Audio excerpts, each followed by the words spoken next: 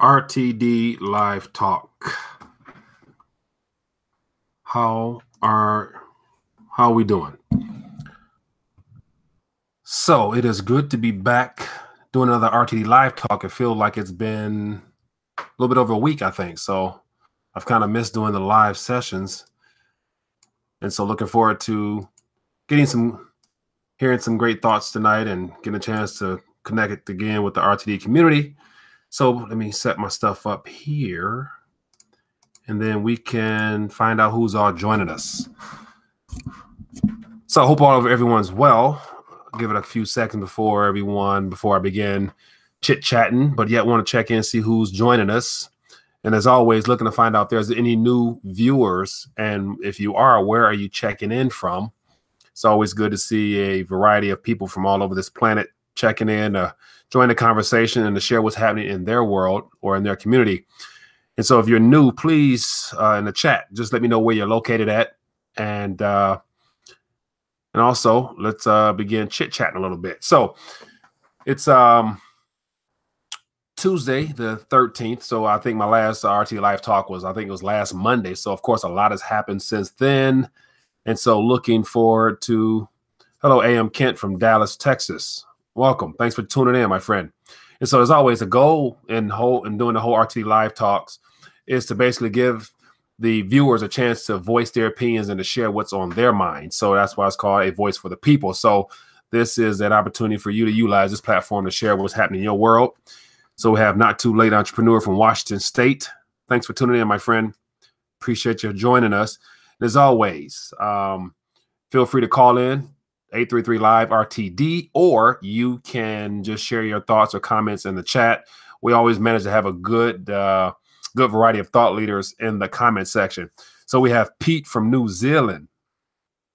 Been watching Hashgraph, Bizzo. Yeah, Hashgraph. That's going to be an interesting topic. I would love to talk about that as well. New Zealand. That's quite a ways away from Detroit. But thanks for tuning in, my friend, definitely. And also, if you have information on it, feel free to share it with us, because it's going to be a viable solution, I believe, alongside the blockchain technology. And so it will be something that we will become more familiar with as time moves forward. So we have Delonzo from New Jersey. Thanks for tuning in, buddy. Shane, it's my pleasure, my friend. I enjoy. We have Shane from Georgia checking in. I appreciate the support and the comments, Shane. I enjoy connecting with like-minded individuals and talking about what's really important these days, which is what's happening in the political realm as well as in our economy. So these are very important times that I think more people need to tune into and to take more of an interest in. So we have Pat from NY. Appreciate you guys tuning in. So before we actually get started, I want to actually get a couple of see if there's any particular thoughts that you guys want to talk on.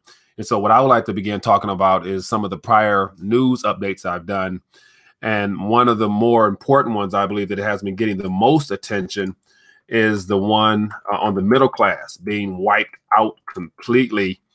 And so that video there has received approximately 6,000 views, which means it probably resonated with a lot of people in regards to them also realizing that the whole concept of net worth and how the net worth is calculated, and just the whole idea of us utilizing the words net worth to determine our current financial status, in regards to what happens when recessions come or market downturns happens, and that net worth is not as stable or is not as constant as people like to think.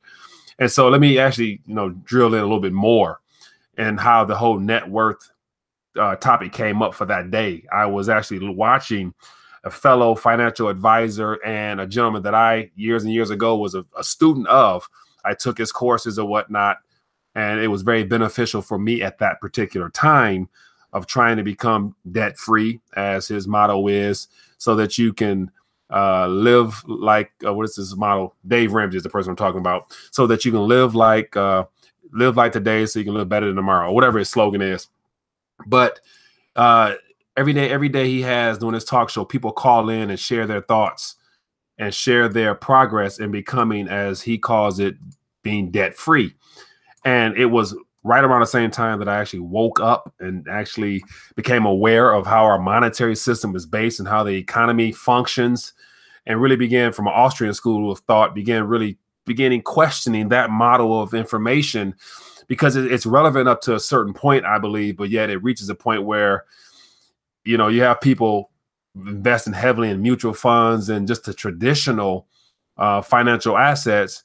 They haven't really proven to be as stable come market downturns. And so I think that advice is not necessarily going to be beneficial in the next 5 to 10 years from now, because a lot of people in the alternative media world and those that are watching how markets, you know, fluctuate globally and how our political structures decay from the very foundations that, you know, whether it be some type of war or if there be some type of, you know, the Dow Jones, everybody around the world looks at the Dow first. And we all know it's artificially inflated to the points where it has to correct at some point. And a lot of people say it's going to correct, you know, over half, if not even more. And if that does happen, which I believe it could happen any minute, all the mutual fund talk and stock and equities, whatever, based upon however it's diversified, stands a chance of being wiped away, or if not, you losing a lot of your investments. And I believe that this next market hiccup won't be no recovery like it has been over this last one, because they're not going to be able to pump as much funny money and basically just have all these companies, you know, conduct all types of stock buybacks and mergers and acquisitions and all that type of stuff to keep money in their system to prop this system up. So that's that advice there. I believe it has a purpose, but yet once you become quote unquote debt free, then it's time to really start thinking alternatively and outside the traditional mainstream narrative. So that's just my rant. But Philip Kennedy, cool shirt. Thank you, my friend. I appreciate it. Let me know your size. I'll make sure to get you one, buddy. But that video there in regards to how the next market crash will wipe out the middle class. And so as of now, it says 6,600 views, which means a lot of people, it hit home with a lot of people. And I believe it more so hit home with a lot of, just read from the comments, a lot of people in the older population really felt the pinch. And I had a lot of people mention how, you know, when the last recession hit, how it hit them and how it affected them. And so just talk about the concept of net worth. And Philip, if you are tuning in, I would love for you to chime in and share your thoughts, because you are a financial gentleman as well, very, very in tune to what's going on. Just the whole concept of net worth. I want to talk about that first, because I believe how net worth is calculated according to how it's defined when you type it in Google. It says all of your assets minus your liabilities, basically all the stuff that's paid for. And so you have people, you know, including the basics, which is their primary residence, their portfolio in regards to stocks, bonds, or however it's diversified, and then cash on hand, and then whatever else you might want to incorporate in that. And then from that particular news subject there, how it varies, how the lower and middle class and even the higher income earners, how their portfolios or net worth is quite different than those that are aware and those that are actually running our monetary system.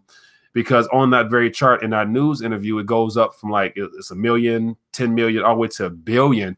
And there's only, I actually saw something the other day where there's only 2,200 billionaires in, there's only 2,200 billionaires. But before I throw that out there, I want to make sure that's the case. So how many billionaires are in the world? Let's see what pops up. And so the very first one, Jeff Bezos. Second is Bill Gates, Warren Buffett, Bernard Arnault and family, Mark Zuckerberg. And it's funny how the Rothschilds aren't on there at that high, and they're in charge of our monetary system. And so as of now, let me click this link and I'll get more into my point. But there's only so many billionaires on this planet. And so that particular measurement of net worth is very rare in the fact that not many people are actually on that list. And so it says there are 259 newcomers included in the first ever cryptocurrency billionaires. And it says the elite group is worth 9.1 trillion. And so according to Forbes, there's 2,208 billionaires from 72 countries. And so let's talk about the idea that there's only 2,200 billionaires, which means that if you look at that graph from that particular news report there, at the very top, it was multicolors of primary residence, real estate, all the conventional things that the lower income earners invest in and think is actually something worth hanging on to in the long run. And then you have the very bottom, you have the billionaire boys and the billionaire women and families. Those people down there, they had a heavy blue line, which means business interests. That means that they wake up every day and go back and forth throughout their lives, focused on growing and developing their business interests. They don't think about the smaller things like, their portfolio and retirement. They don't have to have all those type of things because their businesses is what keeps this system running. And so that's the idea that a lot of people still believe that whole, know your net worth and building your net worth in the conventional sense is going to be valid in the years ahead. I think it's going to lead a lot of people astray. And if a lot of people haven't learned from the last Great Recession, I think it's going to be a real eye-opening experience for those people who are banking on that net worth concept. Because the gentleman I was watching during that particular video segment, he had just topped 1 million in his net worth, and he was excited and talked about how he looks at his portfolio every day. And so I was, excited for him to have worked to achieve that. But then on the other side, my heart was like, man, if this guy's banking on, those 3 or 4 asset classes and nothing more, he's going to be in trouble. So that's just me. So let me check in and see who else is joining us. I have John. Good evening from Ann Arbor. John from Ann Arbor. Thank you for joining, my friend. Not too far away. Says, what's good, bro? Thanks for all your info. Appreciate the love. It says, when government workers get laid off and en masse, can they get unemployment? David, good question. I believe the typical process will be the same for filing for unemployment for government workers. And I don't know if it's any different from public to private sector. Employment wise, I don't know, but I would imagine it'd be the same. And so I know once the government workers, I think they're going to be taken care of. They're going to be the last ones to be impacted by the whole market downturn, because it's always in the government's best interest that when things go crazy, to make sure you take care of those within your own house so that they'll be loyal to you and continue to render service to you first and foremost, i.e. what's happening in Venezuela. Like throughout the last couple of years, Maduro's always made sure that he's given his military the raises, and they get first dibs on all the foods and imported goods. So, you take care of those in your house first, and because you need those people to, defend you. So I can imagine government workers will be taken care of over the public sector. Says state capitalism is a race to the bottom. Yeah, we will see how that works out, because a lot of people paint capitalism as a bad word. And I don't necessarily agree with that. I believe that the mainstream media has distorted it to the point where it's been listed as, the haves and have-nots with no in between. But it's more so those that produce from those who don't. And it's not necessarily their fault that they don't produce. It's just that the education system hasn't given them the information they need or the encouragement to be producers other than just consumers. So we'll see how that all unravels, but everything seems to be heading towards socialism, where the government makes the decisions and provides and all that stuff for us. So it says time frame. I wonder if we will make it past this year. Jim Dean, great question. And I believe that we will, just because, and then that's another thing, we say make it beyond this year. And so anticipating some type of, a stock market correction or a bond explosion or some type of war. So it's all relevant to what do you consider making it through, because I believe that the markets are going to continue to function somewhat normal, just because everything now seems to be so artificially held together that I don't think the powers that be is ready to lose control, ready to have things lose control exactly to where they're going to do the best they can to pump the markets up. America is screwed long term. I would say yes. I would agree with that. It says unemployment paid to government workers is a way to cut their wages. They do nothing anyway. Yeah. And so that's just, it's unfortunate that just I believe it's probably the education system encourages people that if you work for the government, or if you work for the state, or if you work for the government, you're going to be taken care of long term. And so that type of mentality is being ingrained into society. So we'll see what happens with that. It says, Tony B, the Rothschild family know how to hide their money and that they may be trillionaires. Yeah, that's interesting, man. And I wish I could find, there was a couple years ago, I was reading a book, a free book. I love reading, like 19th century. Green light, aloha, my friend, welcome. I love reading older literature. So I think it was a book written in like 1901. So it's 20th century literature. And it was written by an economist of that era. And that's when media was more so free and they were able to speak their mind because it wasn't centralized or controlled by a small group of people. And so just to read that commentary is very interesting on how there was a section in this book and there's an entire page that I took a screenshot of it. And it actually listed out how much gold the Rothschild family held in their possession. And the article was from a newspaper out in Chicago. And I screen saved it to a phone I had years ago and I can't find it. But it was a very detailed chart of whoever wrote that particular story did a great job of, tapping into all the banks and finding out how much gold in ounces the Rothschild family had in their possession around the world. And the figures was just, it blew my mind. I was completely just blown away at the fact that I'd be lying if I say I can give you the exact number, but it was more gold that the Rothschild family held in that article, that diagram, than the United States government definitely had. And this was during a time where we were still on the gold standard, and we were, gold and silver was still legal tender money circulating as heavily then. But the Rothschilds held all that gold, more than any government or governments combined. And just to see that written and illustrated in a 1901 news publication out of Chicago, I was like, I had to share, but I can't find it. And of course, not surprised, I go back to that same book or some books that I read in that same category, the picture's gone. So it's good to say that once I took a screenshot of that picture, the algorithm saw me doing something and saw the Rothschilds involved or something like that, and that boy was deleted quickly. So it's gone. So, but it would have been a great demonstration to show you guys to see that the Rothschilds hold so much gold it exceeds trillions. Because I'm commenting on somebody's thought there saying that the Rothschilds are trillionaires, but I believe that they are whatever number comes after trillion. Is it quadrillion or whatever it is? And think about this: they actually own the monetary system. They own the #1 central bank, and they're responsible for the #1 reserve currency at the end of the day, because they own the predominant shares in the too big to fail banks, which have interest in all the Federal Reserve banks. So they are in charge of something either way it goes. So, but I'm rambling. Let me get back to some questions. Says Phil, how you doing, buddy? Says just sent you a Litecoin tip. Thanks for teaching us how to do the live shows. My pleasure, my friend. Appreciate that.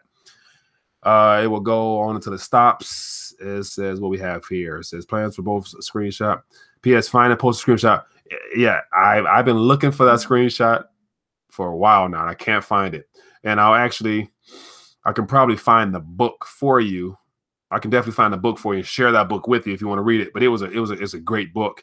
And since I'm talking about it, I don't know, I can't do it now, but I'll try to post it in the comment section at the very end of our conversation today so that you guys can get a chance to at least read the book. The book was, phenomenal. It was a very well-balanced thought, and it was more so positioned as to how he was in opposition. The economist was in opposition to the government removing silver out of the people's hands and how that played right into the bankers' agenda. So good read. Okay. Watch your back. More than the Vatican. Yeah. I don't really know what the Vatican's holding, even though I know they're holding a lot, because they're holding that old, long, ancient gold from the Crusades, and they got that long gold. They've been raiding and stealing forever. So could be neck and neck, but I'm sure that, the Vatican and that, the higher families to be are working together. So they ain't on the same game. The Rothschilds have been divesting a lot of U.S. holdings. Yeah, I've noticed that. I've saw several articles in the past of how they are letting go of a lot of corporations, and they remove themselves from the LBMA, one of the silver pricing mechanism companies. After basically starting it, they let it go. For what reason? We'll see. It says, what do you think about copper and nickel aside from gold and silver? Dan the man, copper and nickel. They're valuable metals. And so my philosophy is that anything for the most part that comes from the periodic table, which is truly God's given wealth, I think it's going to hold value regardless. So copper and nickel are definitely utilized in our, system with everything we do and use in housing and things like that and electronics. So definitely it's valuable. I personally, because I believe that it requires more of those metals to accumulate value all in one particular place. So I myself am not too familiar with it, even though copper, I like copper, I have copper coins or whatever, but it just takes up too much space. So definitely valuable. And I would imagine that those who are involved in day trading or stocks or whatever, if you know how to invest in companies that are involved directly, mining companies, could be a good little move for you. So stock market is controlled along with foreign currencies through the Exchange Stabilization Fund at the New York Federal Reserve Bank, as described on their website. If they want a market cycle, if they want a market cycle, they can have one any minute. Thanks for sharing that input there. That's valuable. It says, I say we get back to hemp. I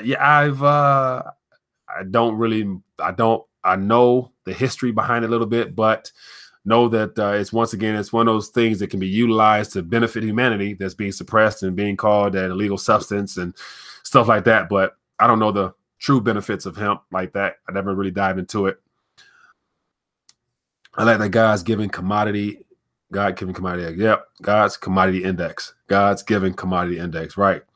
Tons of money is being mysteriously taken from the Gaddafi's frozen bank accounts. MP, I'd imagine that all of Gaddafi's funds and accounts have probably already been siphoned. I would imagine. I don't know.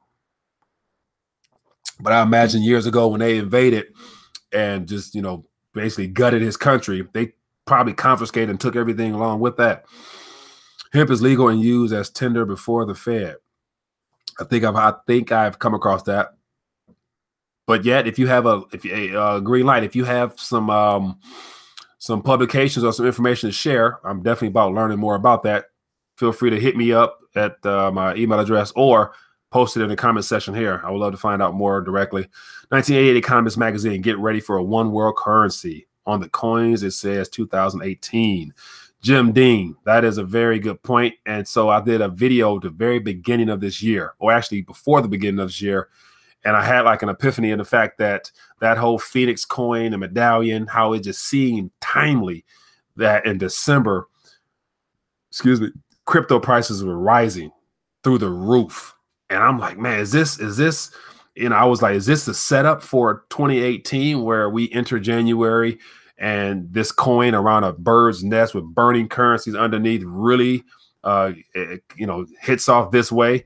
And then, of course, 2 or 3 weeks later into January, the markets dip. But yet, in the long term, I've always been suspicious, man. I've always been curious as to how this technology, and of course, people share information saying that the NSA and the different organizations started and created it, for this time, which I don't doubt. But I also think that since then, a lot of people have used some of that open source code to make it a little bit, better for decentralized purposes and those tokens that, are a little bit harder to be traced or whatever that might be. So it says, what do you think about Trump denying Qualcomm deal? I came across it in an article. I saw the headlines, but I didn't read into it. But if I'm correct in what I did read, he basically blocked China or a company from China, whatnot, of basically monopolizing or taking over more of our assets here in this country, which I think is right up his alley because he's playing hardball on a lot of fronts, especially with these tariffs or whatever. So I'm not a big fan of selling all of our most profitable and especially our manufacturing base. The fact that I hear that a lot of factories in the Detroit area that are vacant have been bought by Asian companies. I'm not really happy about that, but I believe they're not going to let them sit vacant for much longer after everything restructures. They're going to put them to use, and they're going to put Americans back in them so that, all those ghost cities in China, they're going to be filled with, the countryside coming into those cities in China. And so they're going to have a chance to experience an industrialized age while we over here are working on manufacturing again, creating products to say made in the USA, but we're going to ship it to there for pennies on a dollar, I believe. What we got there? Lead contaminated pipes coin. I'm going to stay away from that coin, buddy. So once again, the phone lines is open. Anybody out there want to call in and share their thoughts via via the phone? It's up and running for you to call in. So, but other than that, let's keep moving forward. So, what are some of your thoughts on the whole net worth aspect? Do you think that the way that net worth has been measured for the last century or last, half a century, because we've been such an economic boom and a spotlight around the world when it comes to finances and just consumption, that people will still be able and willing and wanting to use that net worth measurement tool to gauge their wealth in the days ahead? I'm curious to find out what some of your thoughts are. Dollar coin is already here. Yeah, dollar coin is called a Federal Reserve digital ledger. There's more there's more Federal Reserve digits in existence than paper. So the dollar coin or Federal Reserve coin is already in play, just not in a centralized token that they issue and control just yet. Says, I don't want to preach about it too much, but hemp and humans have had amazing history. So many uses. Interesting. So many uses. Let me see. We have a caller here. Let me make sure this is the right.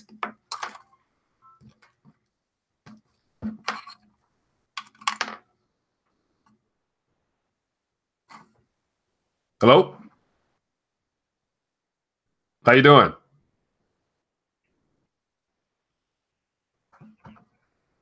Oh, hold on 1 second. Just commented on the chat. So before we live line. Yeah, we're live now, and so before we get started, what's your name and where you're calling from? My name is Gregory Savers Jr. I live in the swamp, DC. In the DC. I'm from Detroit. Okay. Yeah. All right, fellow Detroiter. So I appreciate you calling, my friend. What's on your mind? What was the comment you mentioned that you left in the chat?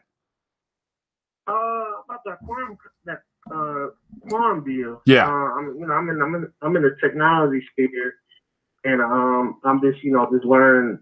I'm trying to be a programmer, and I'm always just interested in this AI and blockchain and just how like these technologies can really like disrupt just a lot of this industries like within like 3 to 5 years. So yeah, when I saw that there, and I was like, you know what? I'm like, okay, Trump, you actually did something good today. Yeah, so you did something good today. That's good, man. Like, yeah, I didn't really I get a chance to read into it, but yet I'm not for foreign entities and families and everything buying up everything here. So just because at the end of the day, it won't really I don't think it's going to benefit us that much. It's going to benefit them. It won't. It won't. And so it was good that he's able to do that. Crony capitalism. Exactly. So, hey, but we'll see if that holds up, because I'm assuming if they really want that, if they really want Qualcomm, they can continue to offer a little bit more money or do something else, or Qualcomm may relocate to that area and then sell it or something like that. You never know how they're going to work this out, but that sounds like it might be a plus for Trump. So that's good, because most people are on his head now for what he's doing and saying. So I haven't had too many callers call in and give him a thumbs up for something just yet.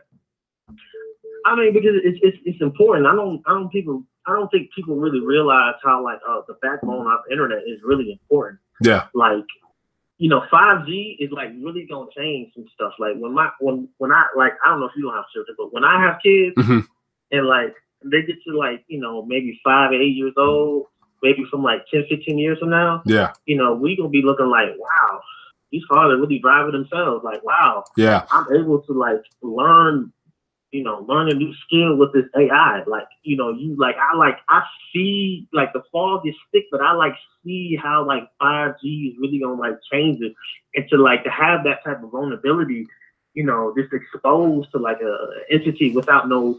That's not democratized. Yeah. That has no type of like way of like pushing to like push the government. Because even, people lose and win elections all the time. So when you have no chance of like actually protesting and writing about it and saying like, look, this is wrong, the president is doing wrong or this is doing wrong, that's a little bit dangerous. And to have an outside entity do that, that's that's what I'm saying. Trump don't get a lot of media coverage. Yeah. Good job, Trump. Good job. Now, now let me ask you a question because I'm curious now from an alternative perspective when it comes to the 5G. Have you actually heard a lot of information about some of the cons of that technology and why it's been pushed so fast right now? Say that again. Why? I didn't hear the first part. No problem. No. Have you heard about a lot of the cons when it comes to the 5G being rolled out and how it's going to be implemented in a lot of experimental areas and some of the side effects from 5G? I haven't heard any health issues, if that's what you're looking for. I haven't heard any health issues. Yeah. I haven't heard any issues with this. I mean, there's always going to be vulnerabilities in technology. That's just, that's just the way it is with technology. We're not going back. Right. Now watch this. I haven't. What I want to encourage you to do, because I'm always skeptical until I do research for myself. And so I always encourage people to do the same. You got to think for yourself. And so there's if you just, for the fun of it, you type in 5G in YouTube, and then you're going to get all types of different YouTubers or whatever and researchers, and then just look at some of those headlines and pick them according to what may interest you. But yet I know Sean from SGT, he has several people on his show who they're scientists and they're people that seem to have some credibility.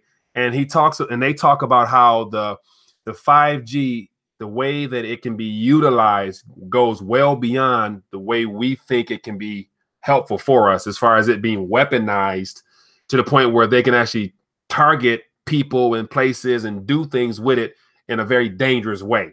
And so it's fast. So one of the examples from an interview that I watched of his, and I recommend you go over there and check it out yourself. But it was saying how the 5G technology, I'll be speaking out of turn, but yet the waves that come from certain towers, they have it to where it initially was created and utilized from the military side of things. And so it is able to be channeled and pointed in certain directions according to however you choose to, and it can become a weapon. So they had an example of like in war or something like that. If the signals are so strong or this and that, I forgot the technical talk, but yet it could cause cancer. Exactly. So it's stuff like that. But I don't want to get off the cuff and speak beyond what I'm aware of, but it's stuff that made me like, wow, okay. I know it's always been promoted as being good, but yet what's the cons? Like with 4G, I believe that our cell phones, it emits EMF waves. That stuff, it's all experimental because we've never been here before to really see the long-term side effects of cell phones. But me and you are going to find out, of course. To know what's good or bad. Yeah, we're going to find out, unfortunately. But yet, I think this 5G, the intentions behind it and how it's going to be put everywhere with or without your permission, and you're only being sold on the good. And so I would say just do a little research on the bad as well. But yet, at the end of the day, it is what it is. But when I saw that and heard that, I'm like, wow, that's pretty deep. So, but it's just another side of the story we're not told. I mean, everything needs a little propaganda. Yeah, yeah, I agree. to be like, yeah, it's like, oh, that sounds pretty good, but it's I don't. It's with any technology. Yeah. It's like a double-edged sword. You got a sharp side. You got a defensive side. Yeah. Like if the yin and the yang is close to even, or one is not above the other, it's gonna be good regardless, because people have been talking about like these rural areas not being able to get the internet. When you have like the ability to go on the internet and become educated, without dealing with an outside entity, you're gonna have like I'm gonna say this: those Trump supporters, when they're gonna be able to get to the internet, like really get to the internet, I think a lot of them are not gonna be Trump supporters anymore. A lot of them gonna be like, let me think about this. I don't support Trump, but it's like the Obama supporters after Obama came out like 8 years, and they were like, you know what? They give us what we want. Yeah, exactly. And unfortunately, in order to get into the office, you have to play the game. And you got to do some things that you probably wouldn't do if you wasn't in the office.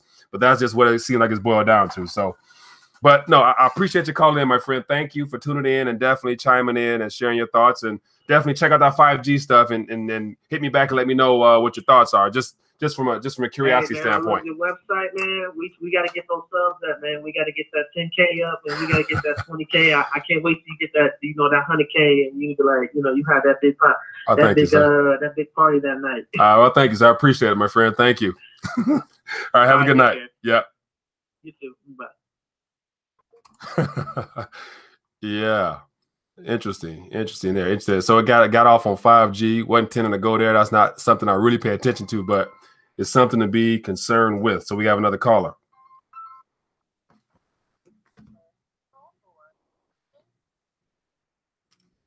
Hello, caller. What's your name? Where you calling from?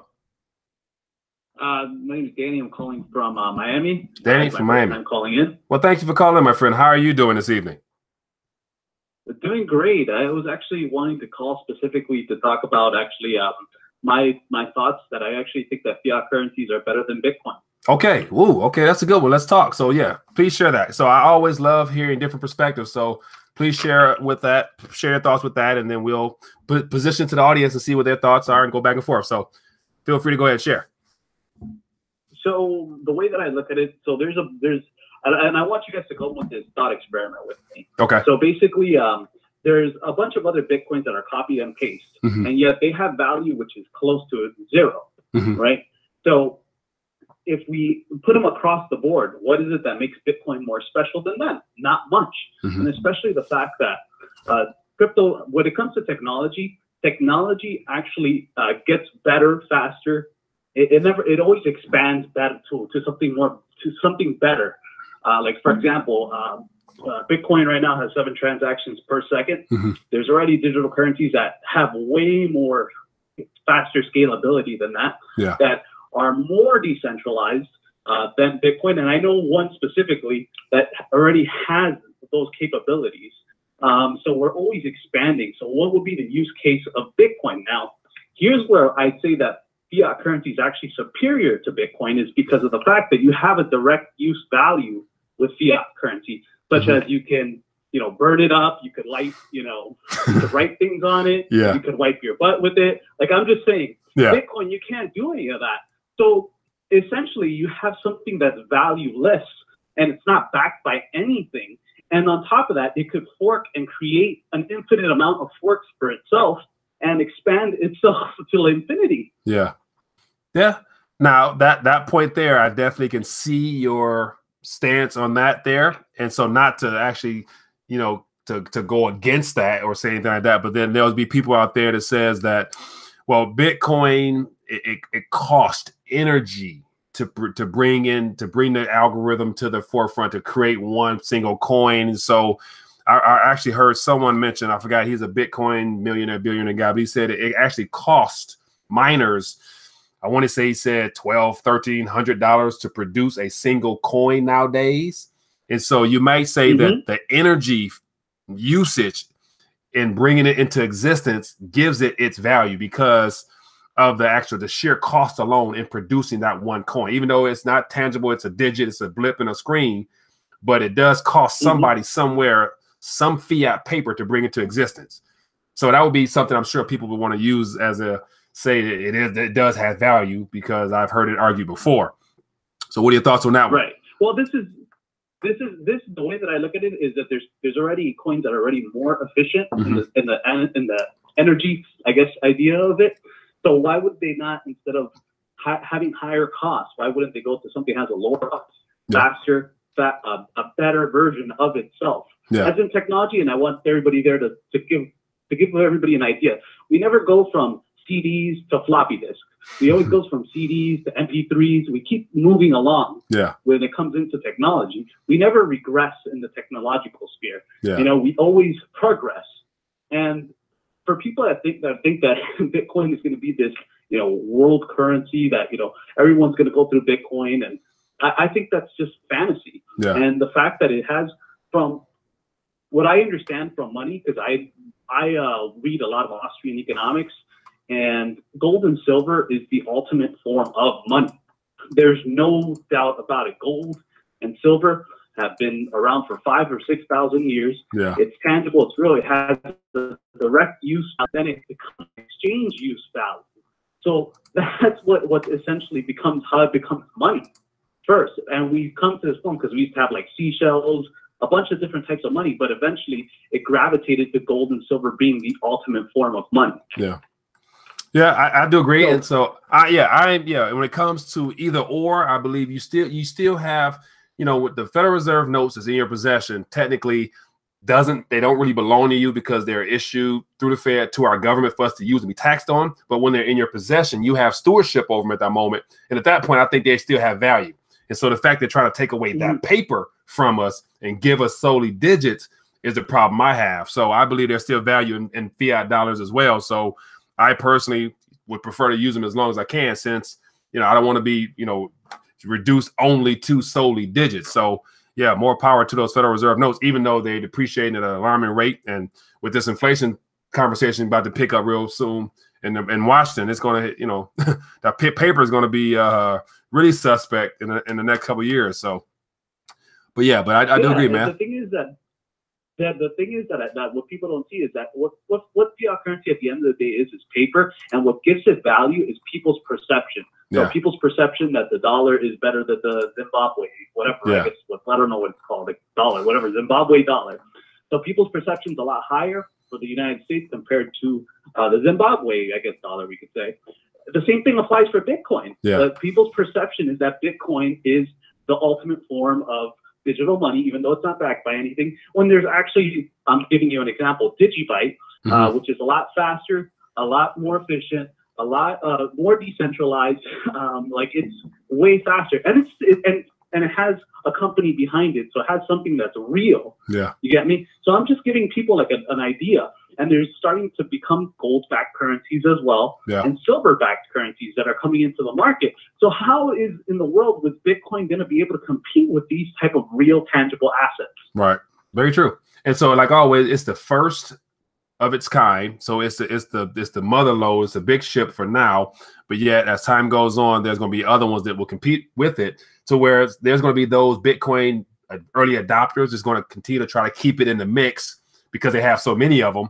So they're going to say that they're the gold standard of cryptocurrency. But yet, utility will prove that wrong, because if you're not using it, most people are not going to think about just, you know, wanting to just store something all the time and it not really do much for them. So they're going to have something they can use and keep in their possession to be able to turn over within a small amount of time, as opposed to sitting on like it's a bar of gold or something. So and the thing is that a lot of guys, they think that this is the end all be all, that this is going to be like the currency that we're all going to be using, and I think that's just completely ridiculous. I do see a future of gold and silver becoming a return to gold and silver, but in a form of a digital currency which could be redeemed in gold and silver. I could see that absolutely being, you know, something that is definitely used. But it is, I think there will be a return to people physically holding gold and silver. And this is one thing that I always want to bring up to the Bitcoin people is, why have the governments not manipulated the markets to the extent that they have to gold and silver? There is a purpose for that. Yeah, good point. And I think with the regulation talk, there's going to be some stuff implemented sooner than later that will either try to discourage people from using open source type of cryptos, because they're going to need to roll out their own private, centralized through the Treasury or the Fed. So, and when it's time to roll out their own, they're going to make sure that it's hard for people to want to have anything else in their possession. So we'll see what people choose to do, because once you give up your paper, once we're forced to give up paper because of inflation, we're going to be solely dependent upon digits. And then once those digits are no longer private or decentralized, then what are your options other than having metals hidden somewhere or using their coins? So, but no, I appreciate you calling in and sharing your thoughts, my friend. Got another caller calling in. Thank you. Thank you. Great conversation. I appreciate that.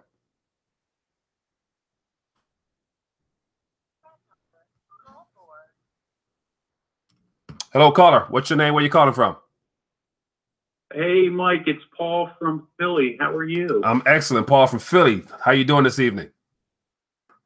I'm doing all right, man. Listen, I'm mostly calling just to congratulate you on a genius production in RTD. I've been a finance guy myself. I'm an emergency physician, but that's another story. And I love the detail that you distill rather complex topic down to your listeners. And I'm a huge fan. And I just wanted to thank you personally. Well, I appreciate you. I have a question for you too. Well, I appreciate the compliments and everything else. And it's something that I feel led to want to share with people that this like-minded and concerned patriots such as myself. But thank you, and go ahead with your question or your thoughts. You are absolutely a patriot. You know, when I was a kid in 1979, my mom had us running around the house looking for gold because gold was shooting through the roof. And ever since then, I was sort of inculcated into the gold bug club, even though I'm not really a gold bug, in the strictest sense. But I am a believer of, free markets and what real capitalism is. You talked yesterday about, or rather, I watched a video yesterday about you discussing what opt-in means, and the Dodd-Frank Act and the specifics of that were very helpful. One of the things I was trying to discern from, because I've always had a question, like if I had my money in, say, TD Bank or some regular bank account, and this stuff is going on, I understand there's a risk for spillover, but are those, if it's not a non-systemically financial too big to fail bank, is it also immediately at risk, at least under the Dodd-Frank Act? I personally, because the Dodd-Frank Act is quite long, I never went into it. I've more so focused on the too big to fail banks, and I usually would stop it there, just because my thought process would be that every type of policy or regulation or whatever is implemented is all designed around those too big to fail banks, and there's 7 or 8 of them that's too big to fail. And so what the banks end up doing is they lump all the commercial banks and the credit unions all into one category because they're all banking institutions. And so even during the whole TARP bailout aspect, most of that money went to the too big to fails, but then they sprinkled some out. And I heard they even made banks that didn't need it take it just so it could be dispersed throughout several banks. So with that being the case, I would imagine that if it came to the point where the too big to fails had to just say, hey, we stop in transactions, we have to do this, they're going to make sure that they're not going to be singled out as being the only 8 banks in the country around the world that's stopping transactions, but yet you can go down to your local bank. They're going to force feed everybody. Exactly. So I believe everyone will have to shut off or turn down or dial back how much they can be able to withdraw, just so it doesn't point out who the primary problem banks are, which are, we all know, the too big to fail banks. So I can see it being a systemic situation where all financial institutions have to follow the same guidelines. But I don't know for a fact, but I would assume that. Right. In terms of looking for safety, I know you've had Jim Rickards on your show. Obviously. Oh, not Jim Rickards, but his colleague. Right. And the folks at Maryland, and the concern was that China might not be the currency that takes over the U.S. He talks about the SDR, but there's movement recently related to a cryptocurrency, gold-backed, maybe yuan. Your thoughts about that, and what do you think might happen? I believe that everything that has been the as I call it, when the switch comes on, which means that the Eastern nations that already have everything prepared for this next monetary system or a new economy that's going to be rolled out, being led by the Eastern nations, is already finished. And it has to do with the idea that if you look back over the last, 18 years or so since 2000, and you watch the amount of gold accumulation led by China, Russia, and India, they've been preparing for this for a while. And so I believe that the push to get the BRICS up and running, which came about 2011 or so, then you got the AAIB, which came about 2014 or so. So all these programs and institutions and contracts have been signed. It's just a matter of now we need something to bring it about. So that'll be whatever happens with our country here. But I believe everybody's going to shift crypto-wise just because it's convenient now. And so once becomes massively adopted by all the citizens, that this technology is going to be beneficial, it'll be easier for citizens to adopt the idea that their new central bank is going to give them a new currency, but it's going to be digital now. And it'll be easy to accept because everyone holding on some type of cryptocurrency already. So you just add it to the pool. Then when you have that in your possession, they may say now any currency, any cryptocurrency that's not from X and Y BZ bank, if you're caught with it, then you whatever, you get fined, your punishment. Then they'll make the regulations so strict that it's going to force you to expose what you have, or you'll be so discouraged from using it in the fear of getting caught or however that may be, that you'll easily just say, okay, I'm done with that. Let me go ahead and use this central bank stuff. And then most of the people say, I'm not hiding nothing anyway, so why can't I use it anyway? Not realizing that, you know, by doing that, you're giving up your last little line of freedom. Right, some version of what happened with Modi in India, for example, but more extensive. Yeah, right, right. Turn in your paper, and you get this new paper. Every currency. Yeah. I mean, it seems like we've already long ago lost the war on cash. I don't know why we're still pretending, but yeah, you know, and it makes me sad. But yeah, I think you're right about that. I do agree. So, but Mike, listen, thanks so much. Appreciate it, and keep up the good work. Thank you, sir. The fellow patriot. I appreciate you. Care. Thank you. Have a good night. Appreciate the call. You too. Bye-bye. Great. That was a great line of that was just great right there. And so my thoughts on the whole cryptocurrency being rolled out by other countries. And so no country, no government is going to miss out on this opportunity to fast track their desire to force the people into a centrally controlled digital blip on a screen. So they're going to take advantage of it, I'm sure. China, Russia, they already got stuff in the works, no doubt. It's already ready to roll out. So it's just a matter of time now, in my opinion. Another call.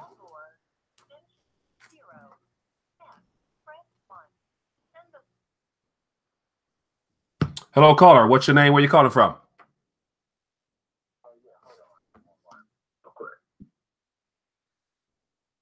Yeah. Hello? Yes, hi there. What's your name? Where you calling from? Yeah, my name is Jordan. I'm calling from Michigan. Jordan from Michigan. Appreciate your calling, my friend. How are you doing this evening? I'm doing good. That's good. What's on your mind tonight? Yeah, I've been watching you for quite a while. I found your podcast one night. I was because I listened to Jim Willie. Mm-hmm. So I found you out right looking for Jim Willie. Yeah. So our conversation a couple weeks ago. Yeah. That guy. I've been. Yeah. Go. I'm sorry. No, I was going to say, when the next time you think you're going to have him on? Well, I would like to probably try to have him on once a month, just because he's a very popular guy. And so it took quite a while to actually get him on RTD. So I was actually emailing Jim back and forth for probably over about a year, probably. And so after, having some of his colleagues on, I guess he decided to join me and had a great time. And so he definitely wants to come back, because I believe the live format was the first time for him to have a live format. So he had a blast. So I think he'd be willing to come back once a month. So I'll probably reach out to him again, probably when the spring starts or something like that. Oh, okay. But yeah, definitely his perspective is unique. I'm sorry, go ahead. Yeah, so I also wanted to get a few things straight. Okay. Especially when it comes to like cryptocurrencies and especially like precious metals. Yeah, go ahead. So like when it comes to like precious metals, it's going to really come down to like application when it comes to precious metals. Right. So when it comes to like silver, I would just look for a lot of people at this moment in time. Silver is just at a buy moment. Mm-hmm. If it's being suppressed with anything, you buy it. Right. Just like I would look forward to buying GM stock as well. Mm-hmm. Anything that's being suppressed, you look forward to educating yourself there and then buy it. So you have skin in the game. Right. So, because are you familiar with any of Cliff High's information? I do follow Cliff High, so I'm not a subscriber, or I don't buy the reports, but I follow gentlemen that do some summaries of his reports, so I am familiar with them. Yes. Oh, okay, yeah, because I actually was reading a report that he released a few months back called the Soaring 20s. Mm-hmm. So it basically, because he doesn't really like people releasing his information, because he does like people to buy it. Right. But it just basically goes over like the application of silver is going to be in high demand towards the early part of the 20s, because for like applications that's going to be used on the blockchain for products. Yeah, I think I heard that one as well. Yeah, definitely. and I, the more time goes by and the more little research I do on my end, I really appreciate the rarity and just how valuable it is. Like the idea that it's trading 1 to 80 right now to gold, and historically it's always been 1 to 15, 16. It comes out the ground at 1 to 9. That right there just lets me know how really undervalued it is and how much more room it has to pop as far as its nominal price, but also the utility, as you're mentioning. So it's definitely going to be something that it will be a household name. It will be a household topic in the future again, I believe. And so those that are aware. Yeah, so it's really just making that decision. Do you want to hold it or you want to sell off now? So I really don't feed into like all the fear porn that's out there, because it's really just to distract people and just have them go way out into these rabbit holes and just get them lost. Right. I do agree. And so like even on the utility aspect, as you mentioned, like there's a lot of companies that are beginning to basically just link it to the blockchain as far as having silver-backed, gold-backed coins. And so I'm actually working with someone now to partner with them. And so it has a lot of promise to actually be a actual crypto that's backed by gold and silver in a state that recognizes it as legal tender. And so it's actually 100% backed, the coins or whatever. So I'm actually getting involved now myself before I introduce it to everybody else. But I'm excited about it just because it's just another alternative to have in your basket of goods to diversify. So I think that when the blockchain links to it officially, it becomes spendable for those that want to do such, then, it's going to be hard to pass that up. So yeah, but it will be heavily utilized in many fronts. Yeah, because it brings back into the transparency of measuring weight. Yeah, measuring weight, purity and weight. Yeah, those and it's like, so when you mention purity, weight, and fineness, those three categories is what define it's the foundation, the ingredients of money and sound money. And so not too often we talk about fineness and weight and purity like that right there. But it will be conversation again, I believe, one day in the future. Like how pure is that silver you're holding on to there? But I appreciate your call, my friend. Thank you for watching and tuning in and sharing your thoughts. Appreciate you. Oh, yeah. I will continue to, man. Thank you. All right. Enjoy your night. Yep. Enjoy your night. Bye. Yeah, that's interesting. Like, when you read the coinage act of 1792 rather, and it talks about our government being given the authority to regulate weight, fineness, and purity, and to establish the value of the dollar. And to think about, we so far removed from that. The fact that our government doesn't do anything with our finances but borrow to spend. And then no one ever talks about, the importance of having physical weight in your possession.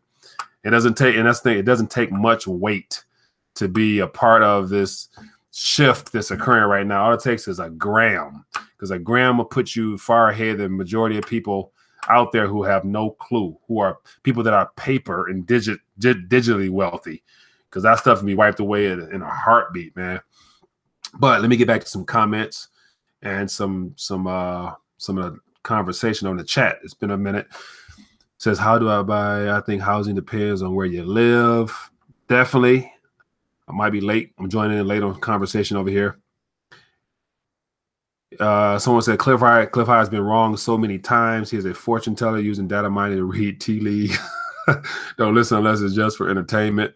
Yeah, and so whether or not he's right or wrong, his information and his perspective is unique. So I'm always open to hearing, and then based upon what I hear, if it sounds like something that might make sense, I'll look further. But other than that, he's been, to me, in regards to his cryptocurrency forecast and his thoughts, he's introduced me to a lot of tokens and coins that I wouldn't have known otherwise that have done quite well thus far. So I'm not mad at him.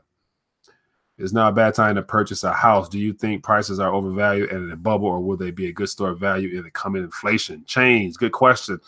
I believe just the housing market, like all other stock market, housing market, bond, all those things are inflated artificially. So I wouldn't really trust them as far as them being able to retain their value, because I believe that the average price of a home is well beyond the reach as far as it being affordable for the median income. I believe that is, to where if you have to, and I think there's some breakdowns as to where if you gotta if a certain percentage of your income can't pay your house off in X amount of years, and it's too much house, or is it too expensive?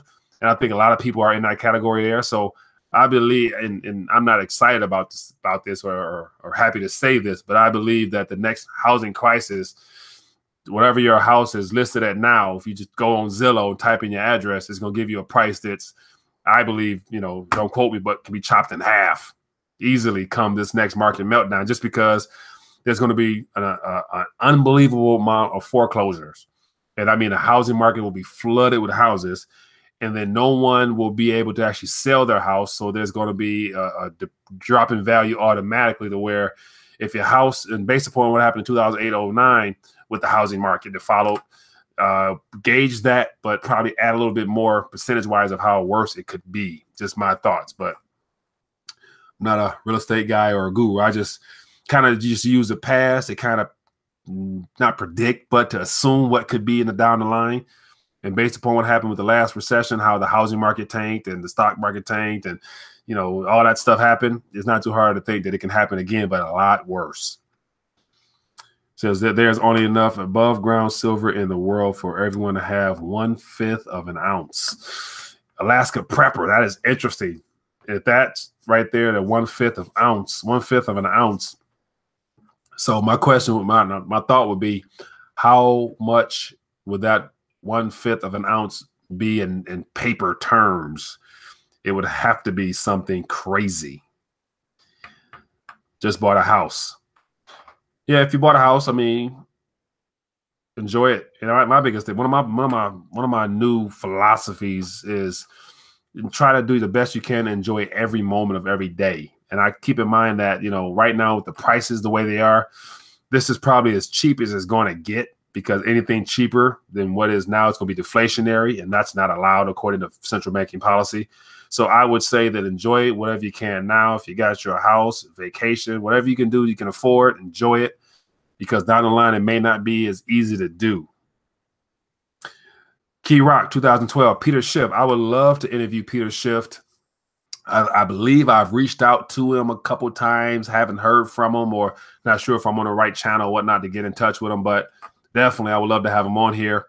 But one thing about mainstream guys such as himself, because you follow him, I follow him, he's all over the airways, so I kind of know his thoughts. So I'm not really expecting anything that's going to be real truth, other than just some, not necessarily doom and gloom, but more, he's going to bring it, but I already kind of know what he's going to say. So I've never been really excited to really hunt him down and say, hey, Peter, could you please join me to share your thoughts? Because I already kind of know what he's going to say.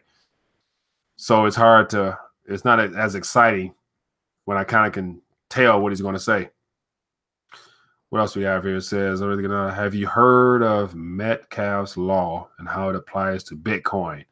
I have not, I don't think, but I'm about to find out what it is. The Metcalfe law states that the value of a telecommunications network is proportional to the square of the number of connected users of the system. So that's the definition of Metcalfe's law. States that the value of a telecommunications network is proportional to the square of the numbers of connected users of the system. Yeah, let me see. I read that. I see that. Do me a favor. Share with me your interpretation of that,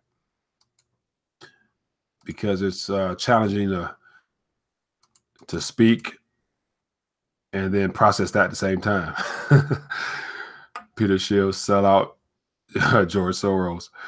What about Lynette Zhang? I do like Lynette Zhang, and I like how she brings her charts with her. And so I have reached out to her, and I haven't heard back, but I'll try a different avenue, because I just did it via social media to her. She may not even run her own account. So I'll definitely try to get her on, because she always brings the graphs and charts, which is very helpful.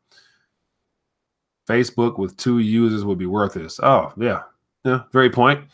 So in other words, green light, it takes a network or a mass adoption to really bring out the value in something, is what I'm getting at, is what I believe you're getting at.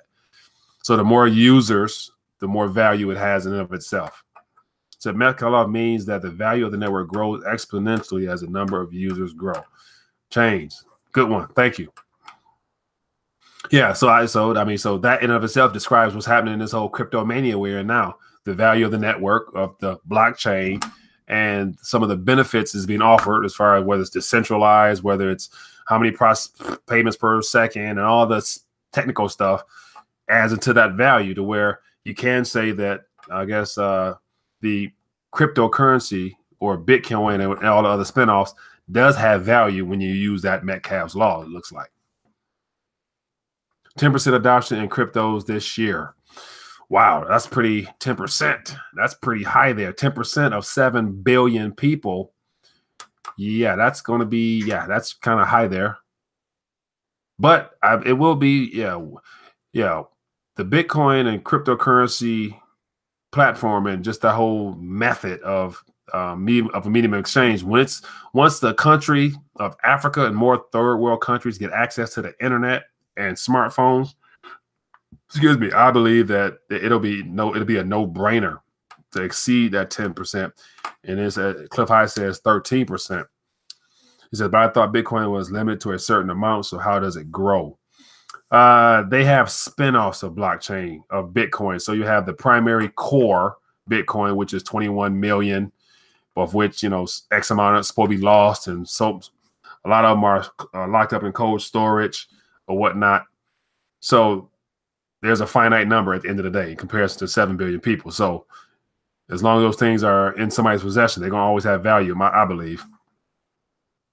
It says, anybody else positioned for a deflationary crash, perhaps followed by massive currency destruction? Yeah, like always, even Mike Maloney mentioned about how there'll be mass deflation first, and then to counteract that, they're going to, spew out all types of funny money, which is going to lead to inflation. And that's how it always goes. So a lot of people might say that we're kind of in stagflation right now as we speak, because the primary assets that more of the middle class, lower income people can't afford are extremely high, such as the housing market, Dow, student loans, all that stuff is extremely high. But then on the things we do need, like some of the consumer price, clothing is dropping in price. And there's a couple other things out there that we do use on a daily basis that is dropping in price. So that's that stagflation spinoff, which could be a problem. I'll see more than 13% rise in money from Nigerian princes if Africa gets internet is what will happen. Oh, no, that's a good one. That is a good one. But as always, ladies and gentlemen, it is that time.